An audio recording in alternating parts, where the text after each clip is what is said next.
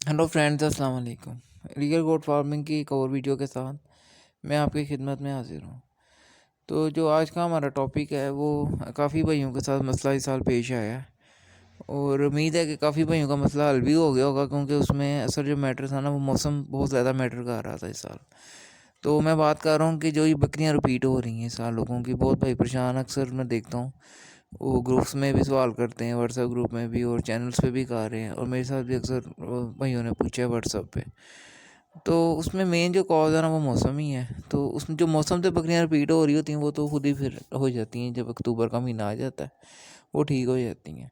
तो मैं बात उन बकरियों पे करूँगा जो मौसम की वजह से रिपीट नहीं होती और उनमें कोई मसले मसाइल पैदा होते हैं, और मसले मसाइल क्यों पैदा होते हैं और उनके जो हल है मैं कोशिश करूँगा मुख्तसर बात करने की।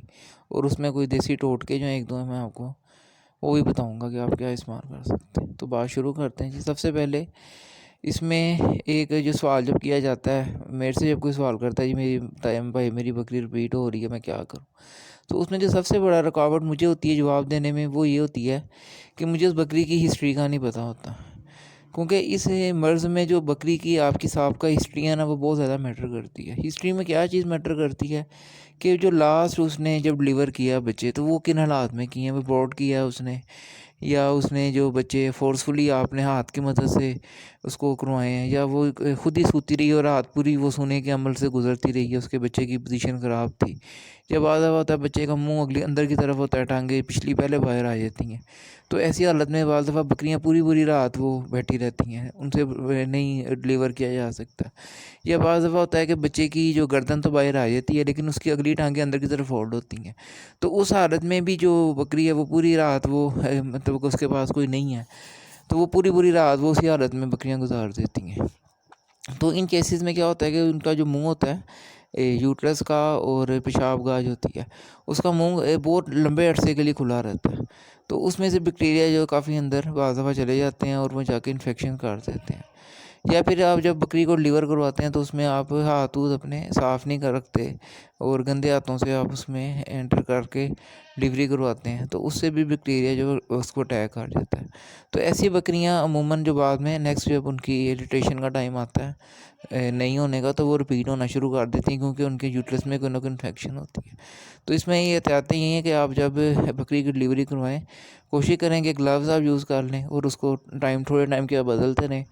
और उसके अलावा ग्लव्स अगर आपके पास नहीं है तो आप थोड़ा सी डिटॉल लेके 1-1.5 ढक्कन उसको आप 1-1.5 लीटर पानी में डाल के अपने पास रख लें बोतल में, और उसको आप गाय बगाए अपने हाथ और बकरी का जो पिछला हिस्सा है उसको धोते रहें। और जो उसके अलावा इसमें जो जगह है आपकी जहाँ डिलीवर आप करवा रहे हैं वो बिल्कुल साफ़ सुथरी हो। अगर ऐसा मुमकिन नहीं है, कोई गंदी जगह है आपकी, कच्ची पक्की जगह है, गंद है, गोबर है, मली है, तो आप फिर कोई साफ़ तोड़ा जो है ना उसके नीचे बकरी के बिछा दें, ताकि जो बच्चा वो तो उसके ऊपर डिलीवर होगा तो उसको टेटनस का ख़तरा कम होगा, और जो बकरी का पिछला हिस्सा है वो भी साफ़ जगह पे रहे, उसमें बैक्टीरिया ना जाए। उसके अलावा जो इसमें हिफ्ज़ माकदम के तौर पे आप जेंटाफॉर या जेंटासिम 10 या 20 या मॉक्सी एल ए, ठीक है जी, इनमें से कोई भी इंजेक्शन आप उसको 3 दिन 5-5 सीसी लगा दें। अगर आपके पास ये तीनों इंजेक्शन में से कोई आपके एरिया में नहीं है, तो आप पेनिसिलिन 5 लाख जो है ना, वो आधा टीका एक दिन, आधा टीका एक दिन, और इसी तरह आप उसको 4 दफ़ा मतलब 4 दिन वो लगा दें, तो ये उसके लिए बेहतर है। उसके अलावा आप उसको जो गुड़ वगैरह है, गुलकंद, वो उसका इस्तेमाल करवाएं, ताकि बकरी अंदर से ज़्यादा आपकी साफ़ हो जाए। तो ऐसी बकरियों की जो हिस्ट्री क्लियर होगी तो फिर आइंदा वो रिपीट नहीं करेंगी। अच्छा, उसके बाद जो नेक्स्ट एक इसमें आ जाता है इशू बकरियों को रिपीट करने में, वो आ जाता है कि आप जब बकरी क्रॉस आपकी हो जाती है तो उसकी आप खुराक जो है वो लो एनर्जी कर दें। मतलब कि उसको कोशिश करें बेहतर तरह के हरा चारा या पत्ते दरख्तों के या ऐसी चीज़ आप इस्तेमाल करें।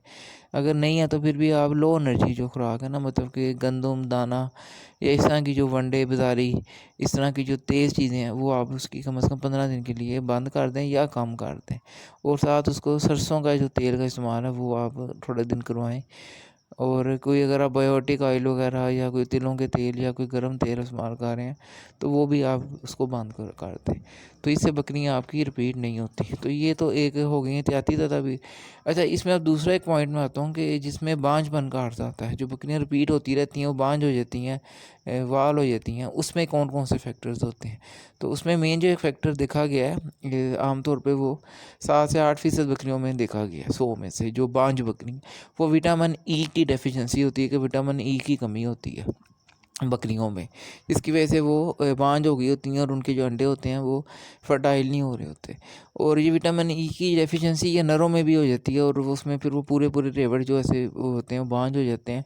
मतलब कि जो नर होता है वो जितनी बकरियों के साथ भी क्रॉस करेगा उनमें से कोई भी बकरी बच्चे पैदा नहीं कर सकती। तो वो नर की तो सूरत हाल में आपको पता लग जाएगा जब आपकी कोई भी बकरी अगर कंज्यूम नहीं कर रही तो आप समझेंगे आपके नर में कोई मसला है। तो उसको फिर आप विटामिन ए3 का जो इंजेक्शन है वो लगाएं और वैसे भी विटामिन ई उसको इस्तेमाल करें। उसके अलावा कॉपर और सेलेनियम का भी इस्तेमाल ज़रूरी होता है बकरियों में।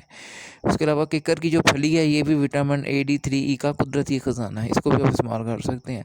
उसके अलावा जो बकरियां हैं, मादा बकरियां, उनमें भी आप विटामिन ई से 5 बकरियों में 7% बकरियां रिकवर होती देखी गई हैं। मैंने अपने ज़ाती तजर्बे में देखी हैं कि 100 में से 5 बकरियां जो 7 उनको मैंने विटामिन ई इस्तेमाल करवाया तो उनमें से 7 बकरियां ऐसी हैं जो कंज्यूम कर गई हैं। उसके अलावा जो दूसरा पॉइंट होता है वो होता है कि इन पे जो एक्स्ट्रा फैटी बकरियां आपकी वो जो मोटी हो जाती हैं, आप घरों में बांध छोड़ते हैं, आपको कोई बकरा नहीं मिलता और आप इंतज़ार करते थे साल साल, वो ना दूध देती हैं और ना वो बच्चे पैदा करती हैं और अच्छी खुराक खाने से उनका जो पिछला हिस्सा होता है वो आमतौर पे बहुत भारी हो जाता है। तो उससे उनके जो ये अज़ाए तौलीदी अज़ा होते हैं इनके मुंह के आगे काफ़ी फ़ैट पैदा हो जाती है, चर्बी पैदा हो जाती है और उस चर्बी की वजह से जो वो नर के स्पर्म्स होते हैं वो सही जगह पे नहीं पहुंच सकते और जो बकरियां हैं वो अपना बार नहीं होती और वो हमला नहीं होती। तो उसमें ये भी एक पॉइंट आप रखेंगे, बकरी को बॉडी स्कोर को आप 3.5 से ऊपर ना जाने दें और उसको जो खुराक इस्तेमाल करें उसमें आप जो फैट कंटेंट है उसको कंट्रोल रखें हमेशा।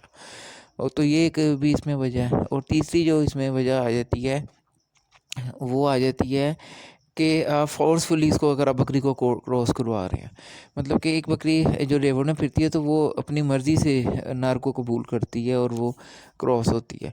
जबकि हम जब घरों में बकरियां रखते हैं या अपने हमारे पास नर नहीं होते तो फिर हमें जिस टाइम नर अवेलेबल होता है हम उसको खुआने की कोशिश होती है कि ये क्रॉस हो जाए।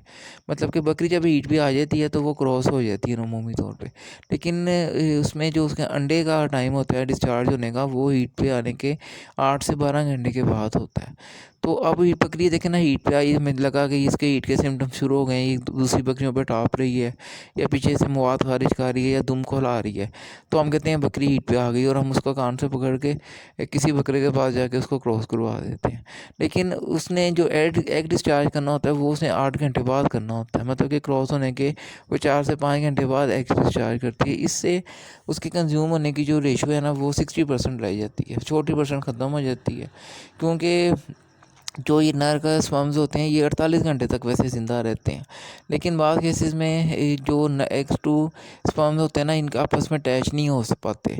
ये इसमें परफेक्ट टाइम वही होता है कि जब अंडा खारिज हो के उसको 2 से 3 घंटे गुजर गए हों और उसके बाद जब नर स्पर्म छोड़ता है तो वो सारे अंडों के साथ अटैच हो जाते हैं। तो वो बेहतरीन टाइम होता है। अगर स्पर्म पहले उसके यूट्रस में आ जाते हैं और अंडे बाद में डिस्चार्ज होते हैं तो अंडे अक्सर ये वाइट कर जाते हैं स्पर्म से, इनको साथ अटैच नहीं करते।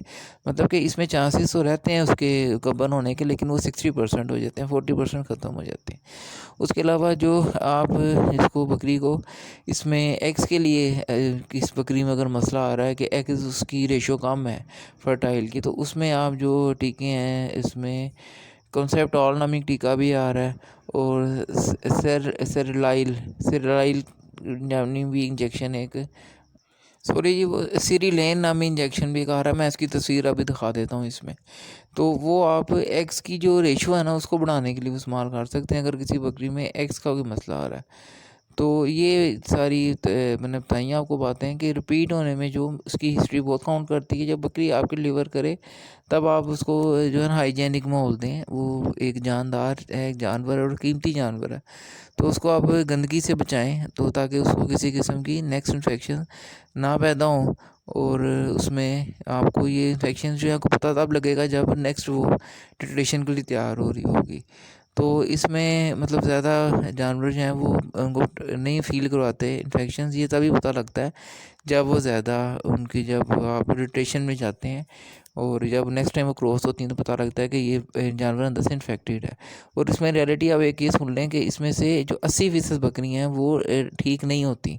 100 में से 80 बकरियाँ ऐसी होती हैं अगर उनको इन्फेक्टेड हो जाती हैं उनकी यूट्रस तो वो ठीक नहीं होती। उसमें बहुत कम जो चांसेस होते हैं ठीक होने के।